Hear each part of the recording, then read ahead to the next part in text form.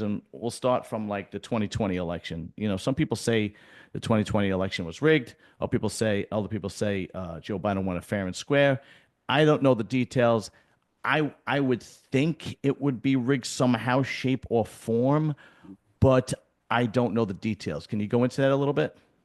So when it comes to the 2020 election, the big thing with that is 21 million votes that showed up out of nowhere that have never shown up in any other election didn't show up in the next election after that. Like that's what became the most unbelievable thing. I mean, there was also the 3 a.m. shift of votes. I would say that anybody like a good example is like there's elections where you see statistical improbabilities, right? Where things you're like, oh, that's statistically improbable that would happen. However, in the 2020 election, you had statistical impossibilities happen.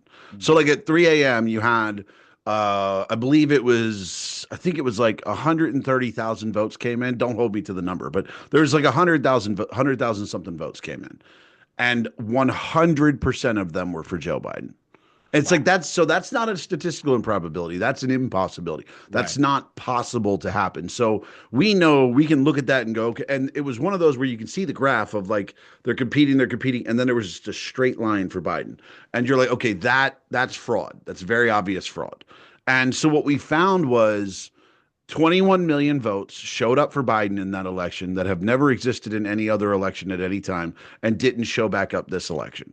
So all signs point to fraud, but the reality is that even if our government knew there was fraud, they'd never admit it because it would destroy faith in the election system if you actually validated that it happened. But I mean, Right. it's almost a statistical certainty that fraud happened. Okay. All right. Now, um, I'm on your side, but let me play devil's advocate a little bit. Yeah. Let's say that's true, right? Do you think the Democrats just like how can I say this? I believe, and probably the majority of the people that voted for Donald Trump the second time believe Donald is going in harder now than ever Mhm. because of what they dragged them through after the election. The trying to embarrass him with the porno star, trying to arrest him, trying to bankrupt him, and then finally trying to assassinate him. And now he's going hard, and he only has 4 years, and that's really my opinion. Is there a possibility that the Democrats just didn't realize they just wanted him out, but not realizing, hey, look, it's another 4 years. Um, After it's out, we could literally manipulate the media again to say Donald Trump bad, and we'll be back on top, right? Yeah. Or were they just really that stupid, not realizing that this was going to happen? Well, I honestly don't think they ever considered they would lose. And by that I mean lose in court and the prosecutions they had against him. And I honestly don't think they thought they would lose the election. Like I thought, because and you have to understand it from a liberal's point of view. If you're like when liberals were surprised, like those of us on the conservative side, when Trump won, we were like, makes sense, Right. right? But honestly, like if you're a liberal and you think about it like a liberal, say the only media you consumed is MSNBC, CNN, Harry Sisson, and things like that.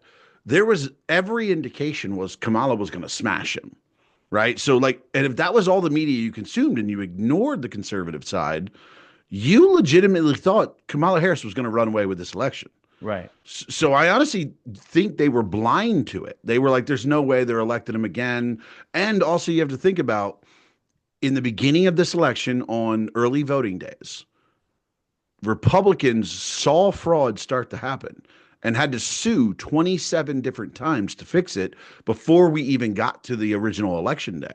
Wow. Like, because they were setting up fake hours at polling places in Pennsylvania. They were denying people the access to the ballots. They were denying watchers the ability to watch. But this time, there were 100 lawyers in each state positioned to just file lawsuits right away because they were like, there's no way this happening again. And you have some people that did some great work to, in Pennsylvania, for instance, to bring in, the Amish, the Pennsylvania Dutch, get them in there. And I think people were just so committed to not what was the word they used? They make it too big to rig. Right. Make the victory margin so huge that doesn't matter how much you cheat, you can't win. Right. Right. Right. Now, But what about the people that kind of hold the strings on the left side? You know, the George Soroses and Mhm. the State Streets and the Black Rocks and so on and so forth. And uh, are they not? Can they not literally add it up and say control their biases and say, okay, if we do A, B, and C, D, E, and F is going to happen. So Mhm. if we make this person a try to make him out to be the bad guy, Mhm. inevitably what we're going to make him out to be is a martyr and a god, which is really what happened. That is true. But and they did not have the foresight to see that. No, they expected him to be in prison. Like they fully expected him to be in prison. Like I don't think they because they they filed their first charges against him. What 8 months after he left office?